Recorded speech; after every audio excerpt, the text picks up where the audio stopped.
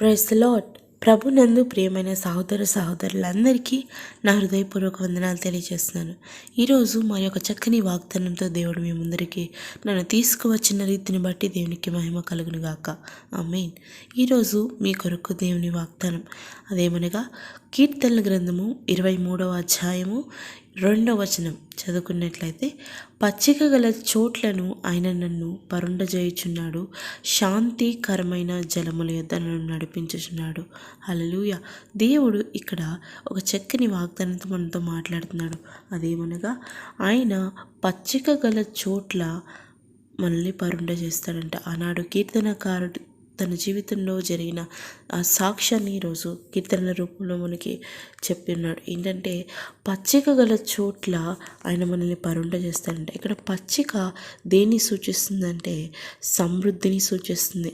రెండవదిగా శాంతికరమైన జలముల యొద్దను నడిపించుచున్నాడు. అంటే శాంతిని, మన జీవితంలో శాంతిని, సమాధానాన్ని మన కుటుంబంలోనూ మన జీవితంలో దేవుడు ఉంచుతానన్నాడండి. అవునండి, మన దేవుడు సమాధానకర్త, ఆయన సమృద్ధినిచ్చే దేవుడు. కానీ ఇవన్నీ, ఈ వాగ్దానం మన జీవితంలో ఎప్పుడు నెరవేరుతుందంటే, మొదటిగా ఈ కీర్తనకారుడు ఈ మాట చెప్పడానికన్నా ముందు ఒక మాట చెప్తాడు. మొదటి వచనంలో మనం చూసినట్లయితే 23వ అధ్యాయంలోనే, యెహోవా నా కాపరి, నాకు లేమి కలగదు అంటాడు. అంటే దేవుణ్ణి తన కాపరిగా, అంటే దేవుని యొక్క ఆధ్వర్యంలో, దేవుని యొక్క ప్రభుత్వంలో ఆ కీర్తనకారుడు ఉండడం వల్ల తన జీవితాన్ని, తన కుటుంబాన్ని దేవుడు సమృద్ధితో, సమాధానంతో నింపాడు. ఈరోజు నీ జీవితంలో కూడా నువ్వు సమృద్ధి, సమాధానం లేదని బాధపడుతున్నావా? నా కుటుంబంలో ఎప్పుడు కలతలు, ఎప్పుడు లేమి, ఎప్పుడు చింతలు అని బాధపడుతున్నావా? అది లేదు, ఇది లేదు, ఎప్పుడు ఏదో ఒకటి దాన్ని బట్టి చింతిస్తూ బాధపడుతున్నావా? నీ కుటుంబంలో, నీ హృదయంలో సమాధానం లేదని బాధపడుతున్నావా? ప్రియ సహోదరి సహోదరుడా, దేవుని ఆధ్వర్యంలో, దేవుని యొక్క ఆ ప్రభుత్వంలో నీవు ఉన్నట్లయితే, ఆయన సన్నిధానంలో నువ్వు ఉన్నట్లయితే, ఆయన నువ్వు కాపరిగా నువ్వు ఉంచుకున్నట్లయితే నీకు ఎప్పటికీ లేమి కలగదు. నీ కుటుంబంలో, నీ జీవితంలో ఎప్పుడు సమృద్ధి, సమాధానము ఉంటాయి. దేవునికి మహిమ కలుగును గాక. ఇది కనుక మీ జీవితంలో ఉన్నట్లయితే మీరు ఇప్పుడు ఆశీర్వాదకరంగా ఉంటారు. ఆమేన్. ఇక్కడ దేవుడు సమాధానాన్ని ఇచ్చుతానన్నాడు. ఆ సమాధానము కొన్నిసార్లు మన కుటుంబంలో కొంతకాలం మాత్రమే ఉంటుంది అని నువ్వు అనుకుంటున్నావా? కాదని, దేవుడు మనలో, మన హృదయంలో, మన కుటుంబంలో ఉంచే సమాధానం ఎలా ఉంటుందంటే, యోబు భక్తుడు తన యోబు గ్రంథము 34వ అధ్యాయం 29వ వచనంలో చూసినట్లయితే, ఆయన సమాధానము కలగజేసిన ఎడల శిక్ష విధింపగలవాడెవడు? ఆయన తన ముఖమును దాచుకొనిన ఎడల ఆయనను చూడగలవాడెవడు?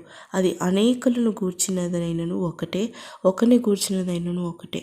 అవునండి, దేవుడు మన కుటుంబంలో ఉంచిన, మన జీవితంలో ఉంచిన సమాధానం ఎలాగ ఉంటుందంటే, అది సాతానుడు ఎన్ని విధాలుగా తీసివేయాలి అని, ఆ సమాధానంగా మార్చాలని ప్రయత్నాలు చేసినా అది వాడి వల్ల కాదంట.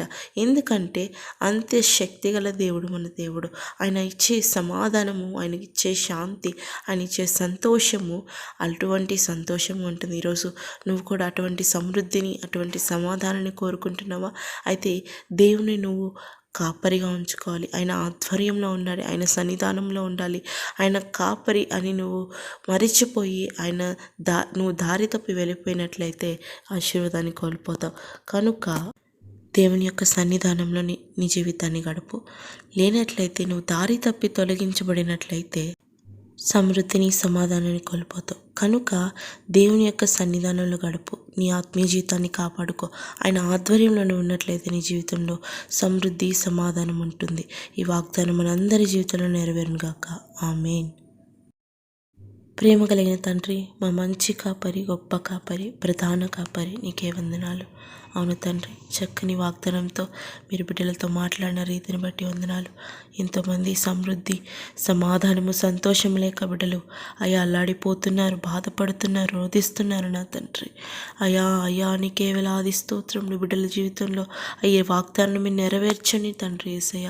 అయ్యా ఆ బిడ్డలతో మీరు సూటిగా, స్పష్టంగా మాట్లాడినందుకు వందనాలు.